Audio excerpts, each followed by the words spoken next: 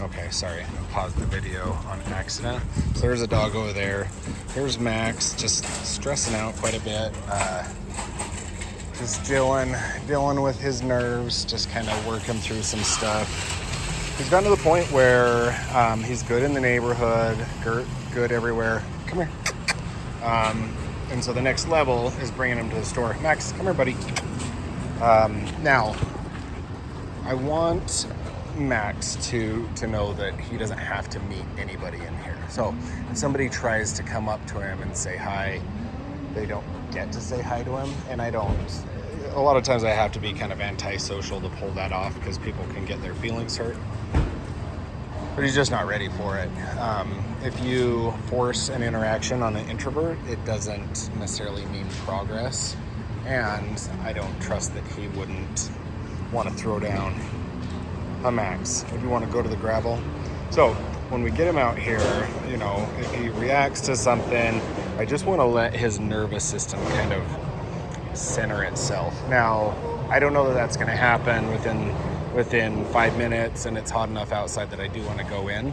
So as I do it, I'm going to make sure it's controlled. So I got the leash behind my back, and if he fixates on someone or something, I'll just step away, tell him here, good boy, and then reward him once he's by my side. Now, he's nervous enough that there's a 44% chance that he's going to poop in the store.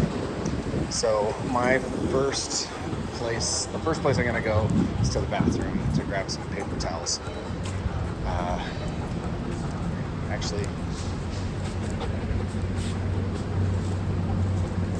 just going to get a bag for just in case and then I'll use it when I'm shopping. So we're going to walk him around.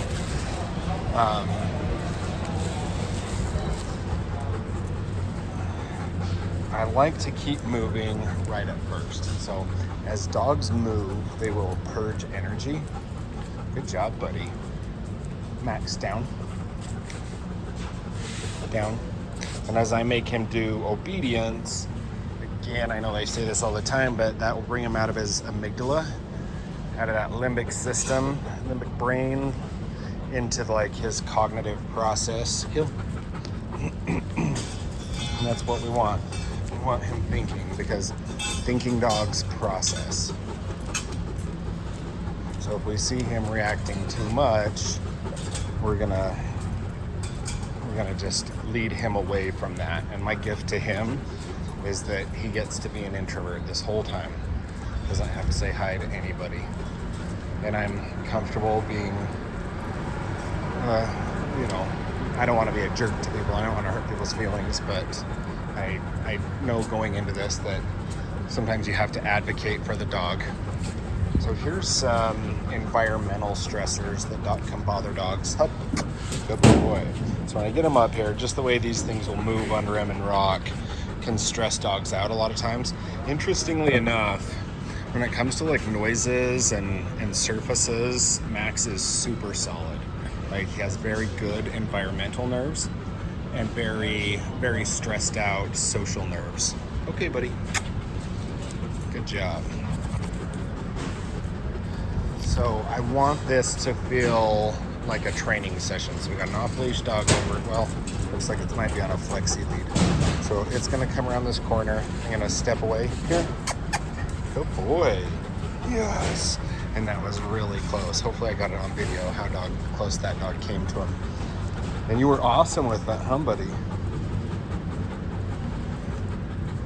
Now, sometimes those interactions can be a little bit of a false positive, just because they can be a little bit mentally flooded in the store. So I don't think I've done enough conditioning yet that he just handled that surprise well. I think, first of all, the obedience that I'm doing with him, and then, my relationship makes a big difference, and then just having him, just a little bit overwhelmed kind of is making him go a little bit more internal. Good job, buddy. I think he's trusting dogs really well. Come on, pal.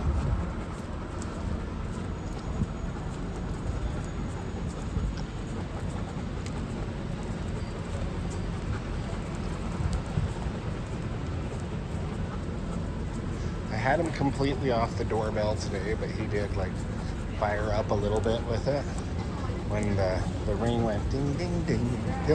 He hasn't done it for a while, but he went woof. So just kind of like, definitely that habit is ingrained, so I got to do a little more conditioning with the doorbell. I don't expect that reaction to go away completely, and I usually don't want it to go away completely because I want a dog to be a dog. I want them to bark. You know, if someone comes to the door, it's a good additional doorbell. Good job. Max, up. Up. Good boy. Lay down. Down. Good. So it's a good additional warning if someone comes over. But for now, with Max, we need a boundary. We need him to know, like, look, I'm not going to allow you to react to that. It's not your job. It's not your, you don't get to. You don't have to, you don't get to. Just chill out and be pretty. And he is very pretty. That is kind of actually half the problem, is everybody thinks he wants to be petted, and sometimes if he panics and his mouth's open like this, it looks like a happy smile, so people will come up and pet him. Okay, buddy. Or want to pet him. So a lot of advocating has to happen here. Heel. I'm gonna go the other way just because he's kind of leading me. We're gonna go around the store. So we're able to drop the leash, have him drag it. Max, sit. Good job, kid. Heel.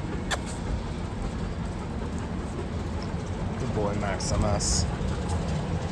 He's actually doing great in here for his first time. So I can tell he's kind of fallen back on puppy, he's able to relax a little bit.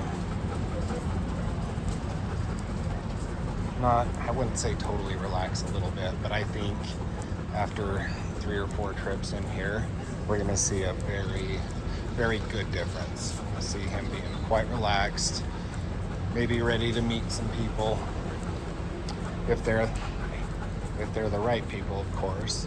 Easy. Good boy. A little far ahead. So I want to be really mindful of his heel position. Let's get that leash in the right place. If he's heeling out ahead, he's making decisions. So if there's someone that is staring at him, heel, how are you doing? Not bad. I found that can make him nervous. So I will redirect him away from that, and just so he kind of knows, like, homie, you don't get to fixate and stare at people, because the longer he fixates and stares, the more likely he is to kind of explode into like barking or something like that. And he has a very good like low defensive bark, which scares people. We don't want to get the boot from Home Depot, right, buddy? Now, when I'm just training a dog, teaching them how to like be somewhere down, what I'm gonna do is I drape the leash over one of those right there, and that way I can start to walk away and just know that he's gonna be in the same place. So we increase the duration of his down stay, because we've down. Good boy, Maximus. There's my buddy. And I just keep him right there. Now, when I told him down, I just vibrated down. And when the remote's on 5, the vibration is probably stronger than the electric. So a dog's more likely to feel it. Up until you get to about, 12, 13, sometimes even 15, the vibration is going to feel stronger than the electric. Good job, pal. He's hyper vigilant enough right now that I want to stretch out this down stay a little longer. With his head up like this,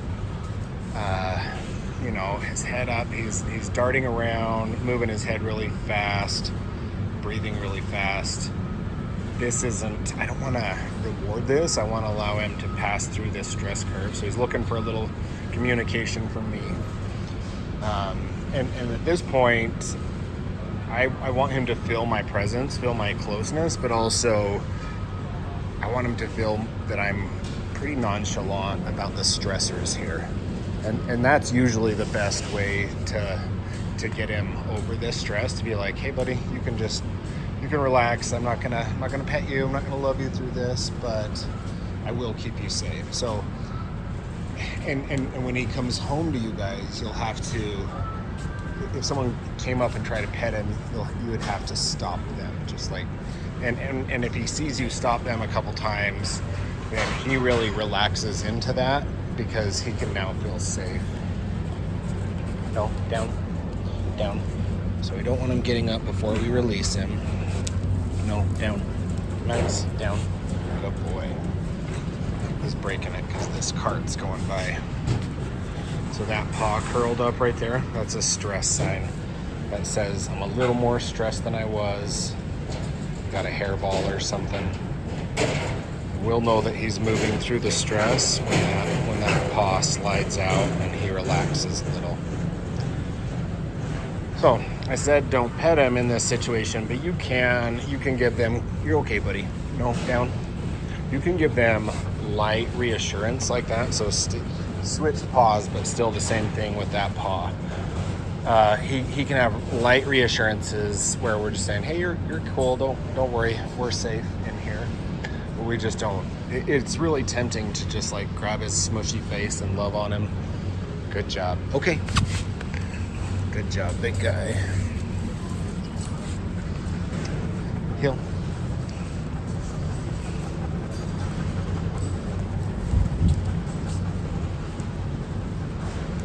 So this is kind of a long video.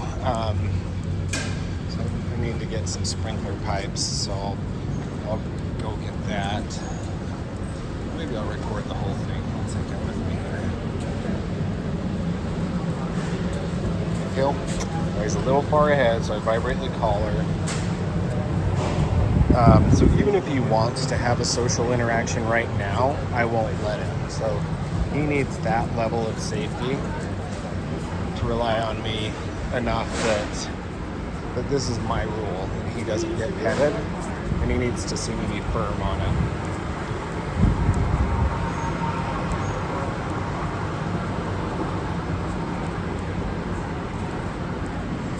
Easy.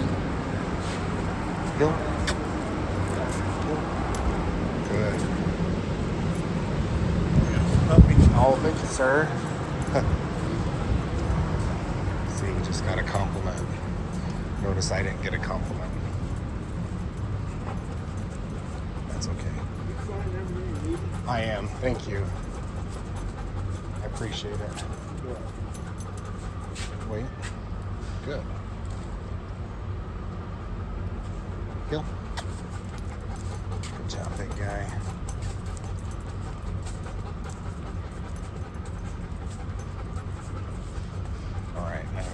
Carry some sprinkler parts, but I think he's doing awesome. He's a good boy.